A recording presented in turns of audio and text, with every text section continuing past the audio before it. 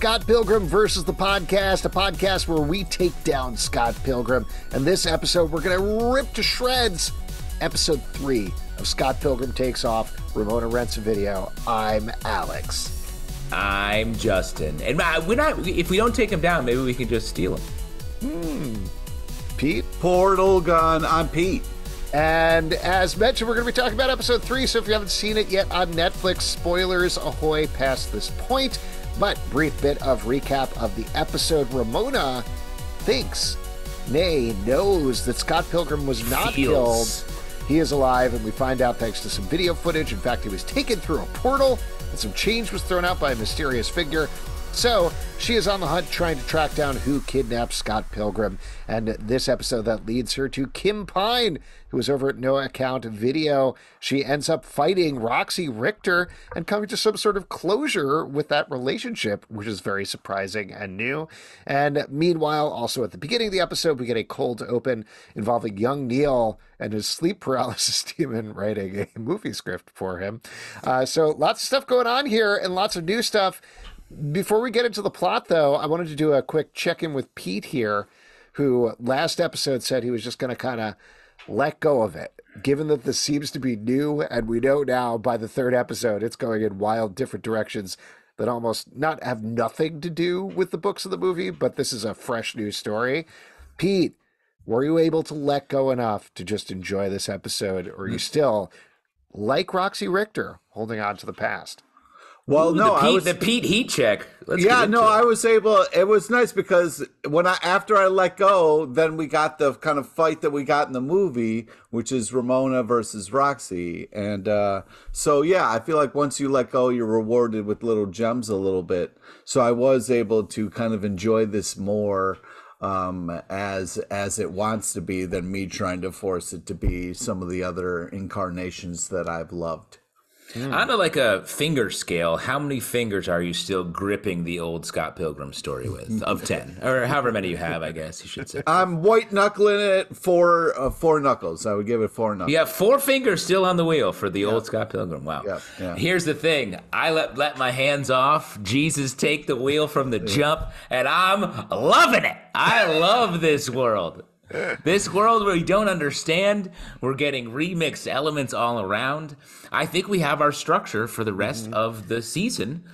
Ramona's going to go, and she's going to fight her exes, her evil exes, which makes a lot more sense in some ways. Yes, that's what I was going to call out about really liking about this episode in particular, is it almost felt like in retrospect, like we talked about, first episode, hey, this is what you think Scott Pilgrim is. Whoops, we're pulling the rug out from under you. Episode 2 is dealing with the fallout from that and what that means. And like you were saying, Justin, I think, she even calls it out towards the end. I wrote down the line somewhere. Oh, don't tell me I'm going to have to do this with all 7 of them after she comes to closure with Roxie. I was like, okay. So our show is Scott Pilgrim disappears so that Ramona... He takes off. He leaves, per the title. And Ramona is going to investigate the mystery of what happened to Scott. She is now our main character.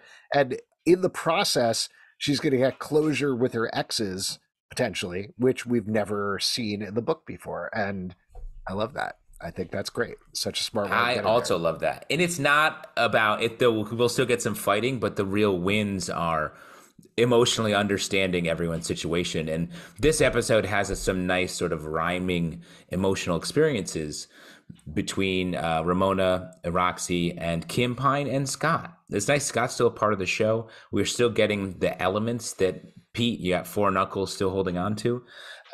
So that must keep your knuckles the right Let me color. ask you guys something that I've been wondering and thinking about after watching this episode. Do you think it's a minion situation where there's a bunch of people with portal guns, or is it one person doing all the portal work, as in the one guy's a screenwriter and stole Scott Pilgrim? When you're saying a minion situation, you're talking like Rise of the Minions, like the minions who work for Gru, or are you talking generally minions? No, I'm talking about, like, is there a bunch of people with portal guns running around out there creating havoc, Or is it one person with a portal gun who's a screenwriter and after Scott And Pilgrim? the reason I ask is because in the Despicable Me movies, the minions, who are these adorable yellow creatures who love banana, bananas, if you will, they have portal guns as well. So that led to my confusion there.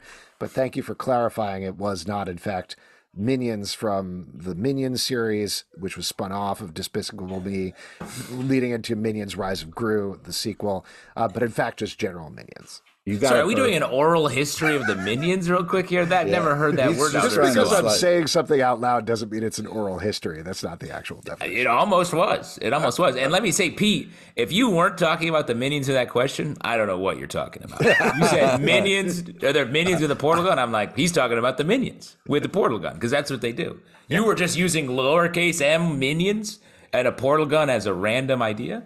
Yeah. What are you, some sort of Shrek? And to be clear, I'm talking about the general Shrek, not the character Shrek from the DreamWorks movies. Yeah, lowercase as Shrek, a Shrek. A Shrek. Like, 'cause sometimes you're like, oh, my boss is being a real Shrek. You know what I mean? Yeah. My boss actually has a wife named Fiona, which is a weird coincidence. That is weird. Yeah. She a Shrek? No. She's an ogre, though. She's an ogre. All right. I would like to talk about how adorable this episode is as far as like Ramona having the feels for Scott. Like her, being grilled and be like, how was the date? And her like admitting that it was a great date was really nice. There was a lot of like really kind of aw moments in this episode.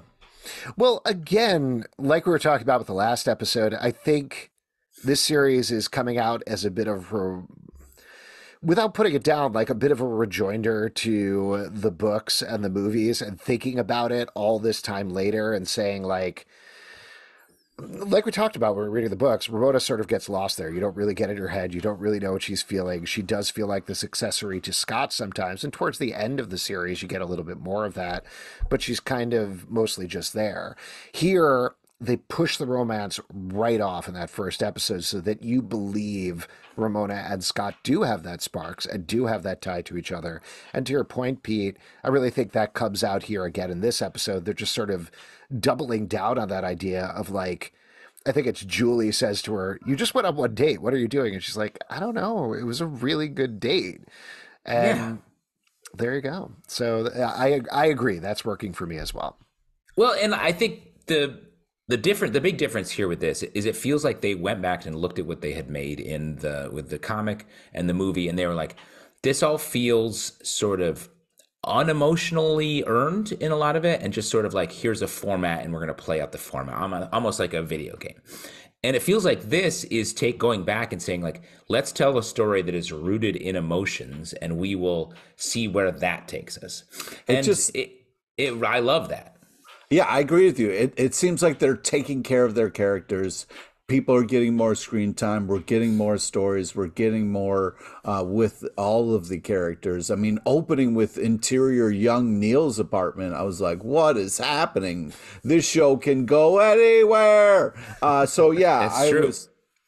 It just seems like since this is the third version we're seeing of a story, like they're really kind of getting it right and being able to spend some more time with the characters. But this isn't the third version of a story. This is an entirely new story. But with characters we know and love. Sure.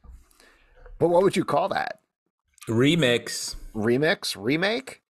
No, I would just say... I think it's a remix because they're not remaking But the it is same original thing. content, though. I mean, it's taking things in new directions. Well, then that's what they did, a remix, and they like are making telling a story out of that.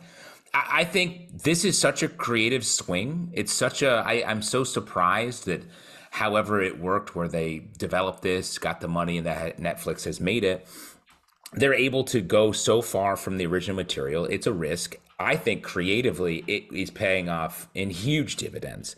And all the worries we talked about with like, is it just going to be the books again? Why would they do that? They've just slowly put their thumbs in our eyes, essentially. With that, like, we're not going to do that, you idiots. Dumbass. Of course, we're going to do something cool. Yeah. Why would you ever think that? Why would you think we were going to do what we did in the comic and also in the movie? Yeah. Well, but I think to your point that you were saying last episode, Pete, at the episode, well, less the episode 4, but the last episode, like that is what we wanted going into this. Like I would have been perfectly fine if this was just an anime version of Scott Pilgrim with a couple of things added into it, because that does seem like the perfect melding of the books and the movies. But to the point that you're making, Justin, I was obviously not a fly on the wall or anything, but it does feel like they were like, well, we could do that, but what else could we do? And, you know, the jury is out. I guess we'll see at the end of 8 episodes if it actually works, if it actually comes together in some way, if it actually does really pay off. But like you're saying, right now, it's a big creative swing. And even if it doesn't come together, and even if it completely collapses by the last episode, I appreciate that. I like people trying things and taking big chances and things, because you never get to do that. And as viewers, we never get to see that. Yeah. And honestly, these first 3 episodes, I think, have been hugely successful just on their own merits. Like, it's awesome. So, like, I can't... if the rest of them are bad for somehow, I'm just happy. I just can't see that happening. They're on a great trajectory already. Well, I guess what I mean is something like, I'm always almost a bigger fan of something that tries something and spectacularly crashes and burns and fails than something that's just like, yeah, that was really good.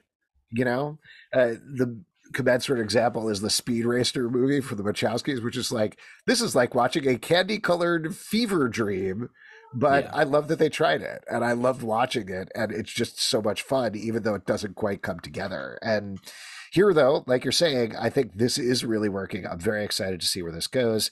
I did want to touch briefly to tie together a couple of the points we're making, that it seems like the other thing that they're doing beyond diving into Ramona is diving into the Exes, who we don't get really anything too much about in the book or the movies. We do get some spotty things here and there, but for the most part, they're evil Exes, and that's it. And the most emotionally affecting scene in this episode for me is when we got to that flashback of Ramona leaving Roxie, which doesn't damn either of them, because that's not what relationships are about. Like, the original concept is sort of, hey, your exes are evil, period. That's it. Here, it seems like a much more mature take on it. The idea that, like, when you get into a breakup, you're like, that person was wrong. I was right. They were wrong. But really, there's no right or wrong. There's just two people with their feelings hurt. And that's kind of how you move on from there. So I love that. I love that. I mean, sometimes there's... Sometimes there are people who are right. Well, I've never made a mistake. So... When are you fighting your evil exes? I don't know. I keep hiding every time they come by, so we'll see. Smart. Also, video stores don't exist anymore, so I'm pretty much in the clear. Ooh. Yeah, nice. The scene of Roxie being left by Ramona, I thought was really beautifully and heartbreakingly done. I was very impressed by that. Awesome. And where they where they got with the characters was amazing and hilarious. Roxie ended up being really a fun character that we want to spend more time with.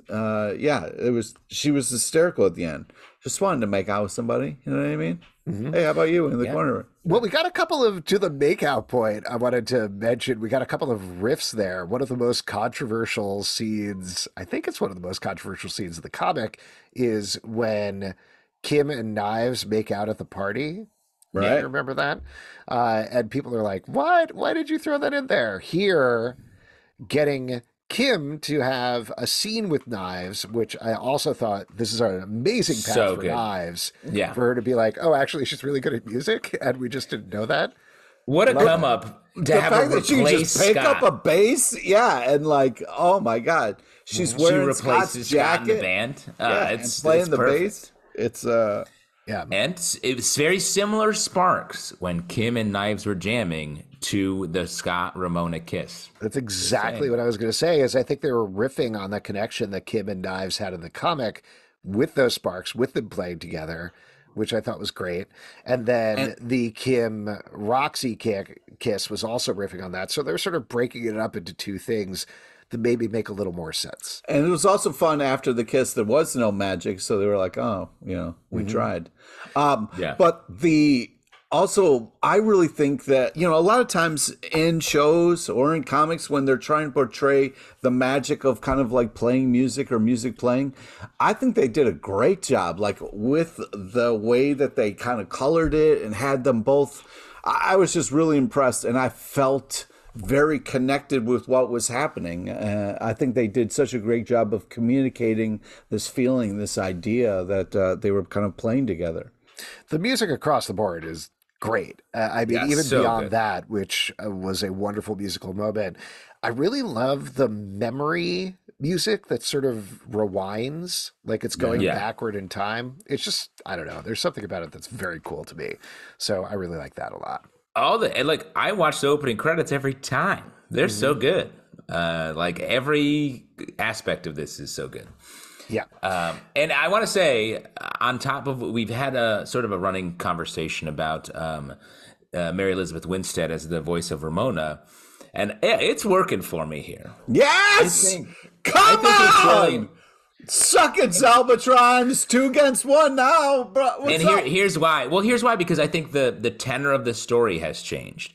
This is now a sort of a mystery. Grizzled story. She's the main character. It feels like it matches with this new tone. She's a little aloof. She's not aloof in the way she was in the previous iterations. She's aloof from all these like lively young people, and she's more like quiet, contemplative, and observant, and really thinking about her emotions. It matches. And the Columbo reference that we've had 2 mentions of, I think that's more of a match as well.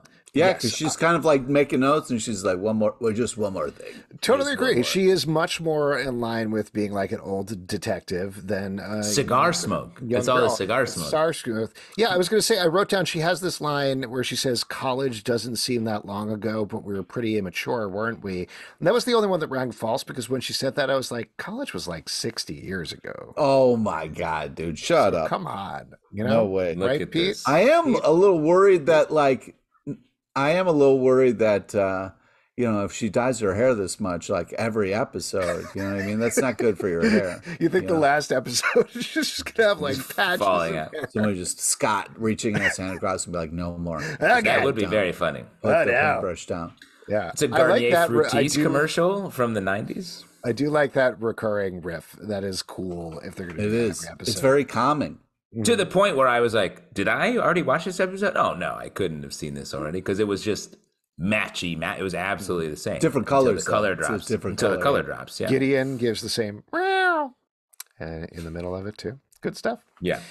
You're right. The cat work has been great throughout. Like the little cat stuff. Gosh. Just spreading it a little bit. Mm-hmm. Yeah, spread that. Pete? Fluff? What? Nothing. What? Oh, I see. I don't know what he was. That's what I know what he's going to say, but I thought we could just end it with a puff of fluff. You're looking at me like, oh, yeah. You're the cat expert, Pete. You're the cat guy. You're the one that says those words that Alex wanted. You always do that.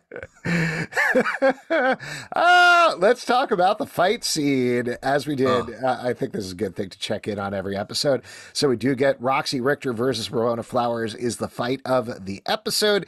Pete mentioned it was kind of like the one of the movie. I don't think it was like the one of the movie at all, because if you remember, they fought. Sure. They fought each other. I know, but this is a totally different fight. Yes, I didn't say it was the same. I wanted to make this more like the movie. And like the movie, they fought each other. That was my only point. Okay, like that's the just movie, one of these Pete's are all little the fingers. characters that are also in the one movie. of my knuckles. It's still one of his little holding knuckles on. clinging onto that idea. Like the characters are named the same in the movie. And that's enough for me.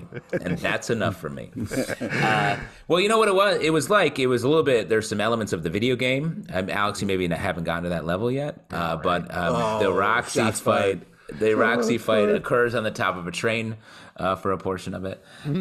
So there is a little bit of like mixing all of their touch points here. But Great use of a video store. Really awesome the way they were fighting through different kind of movie backdrops and action sequences and stuff like that. Really hilarious and fantastic and so well done. I love the moment when she reached in the purse for the giant hammer. That was just awesome. That was great. I loved so Kim cool. rewinding the video and Yeah. Roxie getting stuck in that. Very fun moment. Very fun. And Pete, Destroys the remote. what did you think about that final fight on the plane that seemed like straight out of Porco Rosso or something like that? Yeah, right? It really did. For a second, I was like, Miyazaki? What? Look at Alex is giving Pete a piece of bacon that he loves. Oh, It really was, though. Like, I think they did a really good job of aping these different Yes. styles throughout the fight, Yes. and it was very, very fun throughout. And also, I loved how it ended. I thought was really beautiful that after Ramona apologizes to Roxie, Roxie says, apology accepted, but I'm going to win this fight. They fall out of the plane, and ultimately, even though it's in a different direction, Ramona is the one who's below and falling. Roxie is above. Ramona still catches her and holds on to her as they're falling, which I thought was really just a beautiful visual metaphor. It really was. And what I like about it, again, on my emotional tear, like it sort of honors that when you're in a relationship with someone, you love them maybe, or you at least care about them, and you felt that moment there, and like they didn't do that at all in any of the old in the movie and books. It was always just like, oh, I dated this stupid. Every time it was like, yeah. And it weakens sort of all of it. So like this is strengthening it in a way. Like that's not shit talking anything that came before, because that was about the format and the idea and the video game and comic book meld. This is like, we've seen that now, both in Scott Pilgrim and outside of it. So now it's doing something else because they had to, and they crush it with that moment. A bunch of other things we should probably talk about that happened in the episode. For the moment, why don't we jump to the end here, because we get to see Gideon Graves comes back to Toronto. Gordon Goose approaches Julie. Turns out his name is actually Gordon Goose from North Bay, Ontario. And he goes into the house with Julie. They are teaming up. What do you think about these revelations about Gideon Graves and Julie and everything? Well, first up, back up the truck. As soon as she showed up and was swearing, just added so much fun to the episode. Like I want to take a 15-minute break. You already fucking took a 15-minute break. Just great fun that they're having with Julie. And you like the angry character. Yeah. Pete also likes Aubrey Plaza. Sure. I mean, what an amazing actress. You love Aubrey Plaza? Oh my God, would you stop? Look at this little treat, little exposure here. A little bit of Parks and Romance Creation. I don't know. Yeah. That's got really weird, really Parks fast. and Procreation. Just trying to compliment somebody. And I just think that it's just so much fun up until that moment. And interesting that we have these two characters getting together. Yes, it was a surprise. Oh, wait, the characters you're talking about were Pete LePage and Aubrey Plaza. No, I was talking about Gideon Graves and. Oh yeah, well, there is sparks to the theme of the show that's playing in here when Julie welcomes Gordon Goose into the house, when she sees him taking off his glasses and everything. There's sparks. And I think she also calls him the man with no fear or something like that. Referring back which to I'm like, fear. Sure. Let's hear that. Yeah, I don't know how she knows that, but I guess everyone sort of knows everything all the time in this show in a fun way. The exploration of all of the non-main characters, I don't want to call them side characters because I don't think that's what they are in this show. Yeah, there's no very small fun, parts, very but... ensemble cast. And I was struck by both a lot of the scenes we're getting here, the young Neil stuff at the beginning that doesn't play at all in this rest of the episode, but is speaking to an overall story.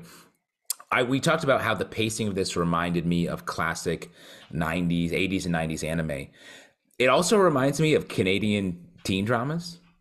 Okay. In the way that they're just sort of, that also has the sort of like the transitions, the very like, sort of like, everything lasts a little longer than you expect. Like the movie was all about ramping up the pace, cutting fast, video game style transitions between stuff. This, we linger so long on stuff through a lot of time. Like by long, I mean like an extra half a second that any show, live action or animated, wouldn't take that time. And so it reminds me of Canadian teen dramas from the past. And in a way that makes sense from a reference point from some of our creatives on the I'm show. glad you're taking a nostalgia bath. This is nice. Yeah. We all are, Pete. Can we talk about the young Neil thing at the beginning? What's your best theory here? Actually, before we even get into that, I did want to ask you guys, have you ever had a sleep paralysis demon? I've never had one write a feature script for me, and I'm here for that. I'll sleep, You sleep say paralyzed. it like that's a common thing you ask somebody. I've never heard of this before. Oh, is a common I've had thing. one. Is the reason that I asked. Oh, wow. Okay, I have not, but I you wanna should hear. open with that. Only have a story about a sleep paralysis Well, it's demon. not really a Do great either of story, you? but it is a thing that happens to people. It's a real thing. It's a real thing. It was actually where we're taping down here. I was like, I think it was actually when I had COVID. It so I happened was in the isolating. room that you're in right now? It was at the room. The demon. The call in the is coming from within the house. That's haunted. That's fucking haunted right there. For those listening, Alex, at that exact moment, a bunch of balloons appeared on his screen that Zoom created. He's not talking to people not listening Absolutely right now. terrifying. For those listening. Anyway, yes, I was in this room. I was asleep. I think it was like when I was isolating for COVID or something like that. So I was already kind of feverish and weird. And in the middle of the night, I thought, this is totally ridiculous to my sleep paralysis demon. I thought my son was crawling on the edge of the couch towards me. And I legitimately, like, my eyes were open. I couldn't move. And I was like, Did you kick your son? I couldn't move. Like, that's the thing about it is it was not my son. I was also, You'd be like, get away from me, I don't demon. remember exactly what it is, but it's something like you're still in dream state and your body wakes you up. So when you're in dream state, it's basically your body is telling you like, don't move, you're still asleep, but you're kind of awake at the same time. So it was terrifying, even though there's no reason I should be terrified of, but it was sort of like him crawling like a little goblin on the edge of the couch and then scratching at my head. And I could just feel my heart beating and feel it happening. And then I fell asleep after that. And then I woke up hours later and I was like, huh? Wait, tell me honestly, the next time you saw your son, were you a little weirded out by him? Mad. You're mad at him. All I can say is he's not here anymore. Oh, my God. Wow. Dark. No, when I woke up, I told him, and I was like, this is the craziest thing that happened. And You he's like, told "What?" him that you think, you're like, hey, in my dreams, I think you're a demon. You're opening the door for him to come and do that as a sick prank. Yeah, and like- I What mean, the- it kind of does. So as soon as he gets a phone, I'm going to text him to do that. Uncle Justin says, be Papa's sleep paralysis. Hey, So yeah, here's it's a real thing. $50. Go down to Alex's couch. Let me Venmo you $50. Scare the shit out of him. So yes, that's a real thing. What were you going to say, Justin? Well, so there's a mystery here. Yes. It makes a lot of sense with the revelations we get in this episode that whoever poured it into young Neil's room and wrote his screenplay, which will probably be a clue later, is also the person who took Scott. Right? What do you think, Pete? That's what I'm hoping. Otherwise, it's going to be a minion situation. Stop. Very unlikely a minion situation. Here's the thing. You said Didn't want minions to enough. at any point. What are you talking about? It can't possibly be a minion situation. Pete, you're going to wake up tonight or half wake up. You can't move your body and you're going to have like 15 minions just like running around on your bed sheets. Because you said the names too many times. I've never had a sleep paralysis demon, so I'm really You've had a worried sleep now. paralysis minion, and that's coming for you. It's totally different scenario. SPM. So, like, let's look at who. I think I have two ideas for who this is. It's Scott Pilgrim himself, who's just like What? it matches the title a little bit. Scott Pilgrim Takes Off. Like he's like, I needed a break. He's like writing young Neil's script. Young Neil, I think he's always seen as like a sort of his next in line. Maybe there's something there. Could be him. That's sort of a more out there theory, but a character who looms a bit large in the comic, but is not seen in the movie, who we have not yet seen, that we're getting close to her origin from the comic book, Lisa Miller.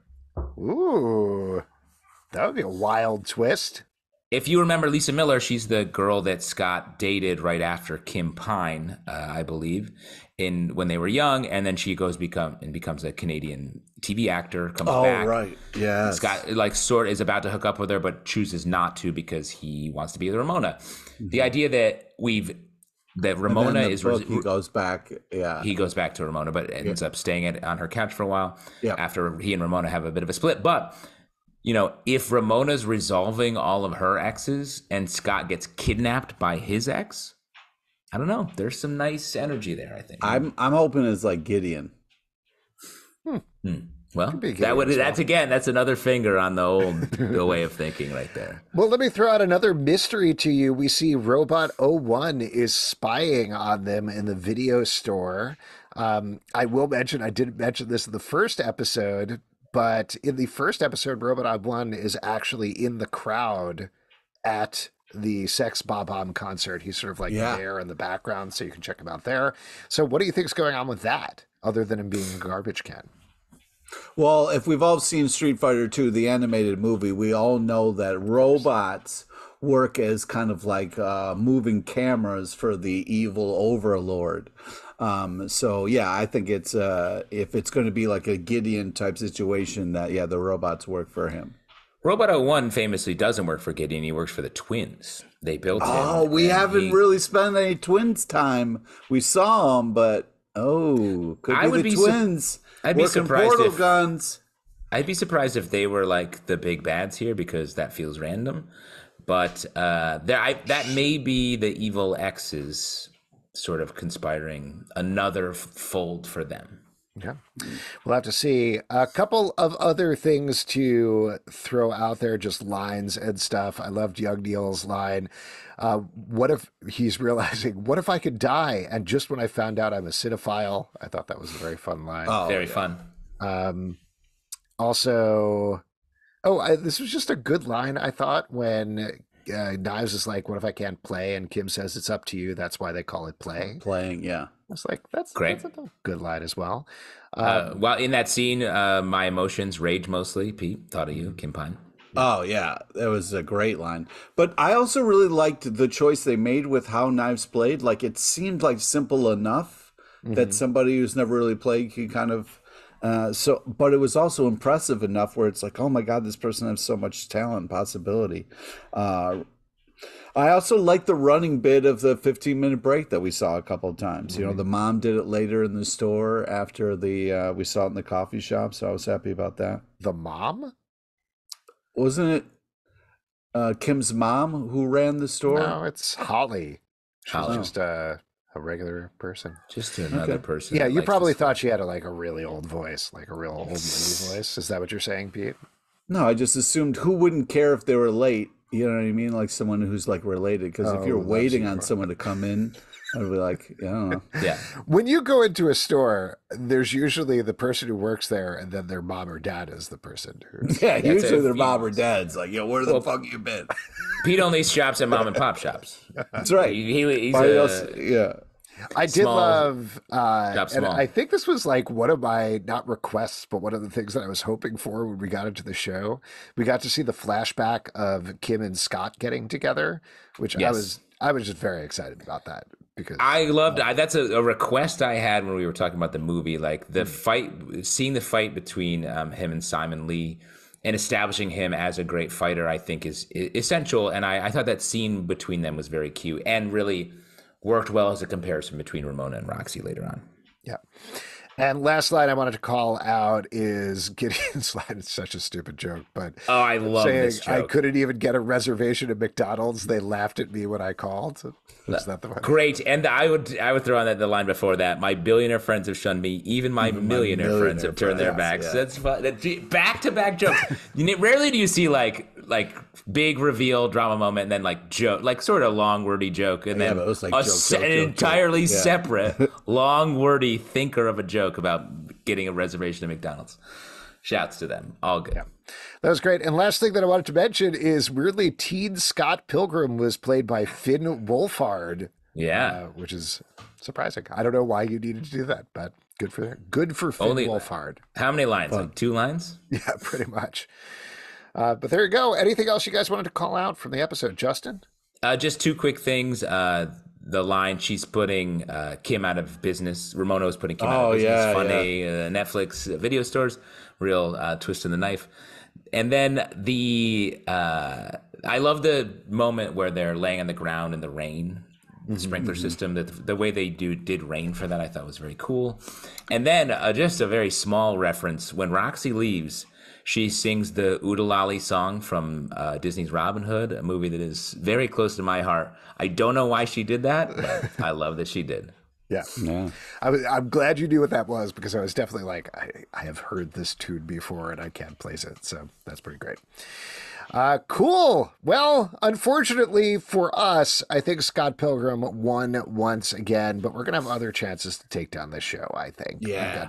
We've got 5 more? 5 more at this point. Yeah. Or wait, yeah, right? Is it? 5 more. But man, having a blast with the show, so I'm happy with where it's at. We're not fighting about how good the show is, so that's nice. We'll get there. We'll If you'd like to Surely support we'll the fight. show and all the shows we do, patreon.com/Comic Book Club. Also, we do a live show every Tuesday night at 7 p.m. to Facebook and YouTube. Come hang out. We would love to chat with you about Scott Pilgrim, Apple, Spotify, Android, or the app of your choice. To subscribe, listen, and follow the show at Comic Book Live on Twitter/X. Comic Book Club Live on TikTok and Instagram, comicbookclublive.com for this podcast and many more. And next time, Scott Pilgrim, you're going down. We'll get you, Scott Pilgrim. And anyway, Pete, finish your story about cats. You were going to tell us the cat stuff that you were supposed to say. Yeah, the cats are nice, just sprinkle some cats in every once in a while. Yeah, sprinkle some cats in. Sprinkle some